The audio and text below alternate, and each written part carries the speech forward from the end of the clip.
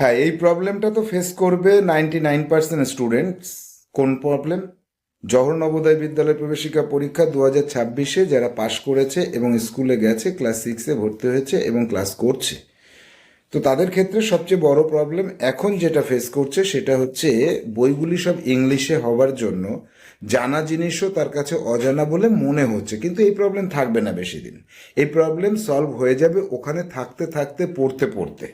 কিন্তু প্রাথমিক পর্যায়ে যদি তাকে ওই ইংরাজি বইগুলো একটু ধরে ধরে পড়ানো যায় এবং বোঝানো যায়, সাবজেক্ট ওরিয়েন্টেড তার জ্ঞান আছে, কিন্তু ইংলিশ ল্যাঙ্গুয়েজের জন্য তার যে প্রবলেমটা হচ্ছে এই প্রবলেমটা সলভ করে দিতে হবে। আর এই জন্য সাহা ইনস্টিটিউট গরমের ছুটি মে জুন এই 2 মাস জওহর নবোদয় বিদ্যালয় প্রবেশিকা পরীক্ষায় পাঠরত স্টুডেন্টসদের জন্য শুরু করছে স্পেশাল কোচিং। সব সাবজেক্টগুলিকে একত্রিত করে, বিভিন্ন টিচারদেরকে একত্রিত করে আমরা পাঠদান করে থাকি গরমের ছুটিতে।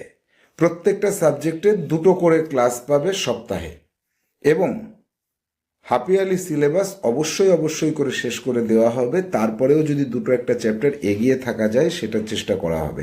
আর গরমের ছুটির কথা আপনারা সবাই জানেন, কিন্তু পুজোর ছুটির জন্য আপনারা অনেকেই আমার কাছে জিজ্ঞেস করেছিলেন যে স্যার পুজোর ছুটিতে কি পড়ানো হবে।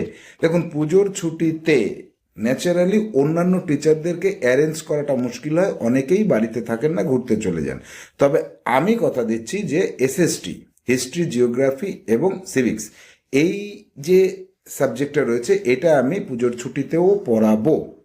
আর পুজোর ছুটিতে যদি সম্ভব হয় অন্যান্য সাবজেক্টের টিচারকে অ্যারেঞ্জ করা যায় তাহলে পড়ানো হবে, না হলে তাদের জন্য এবছর নোটস অ্যারেঞ্জ করে দেওয়া হবে। আর গত বছর যারা পড়েছিলেন তাদের পুজোর ছুটিতে যেহেতু পড়ানো হয়নি, সেজন্য এবছর তাদের কোর্স ফি থেকে 2000 টাকা মাইনাস করা হবে। আর এবছর যারা নতুন পড়তে আসবে তাদের কিন্তু ওই -2000 টাকা করা হবে না।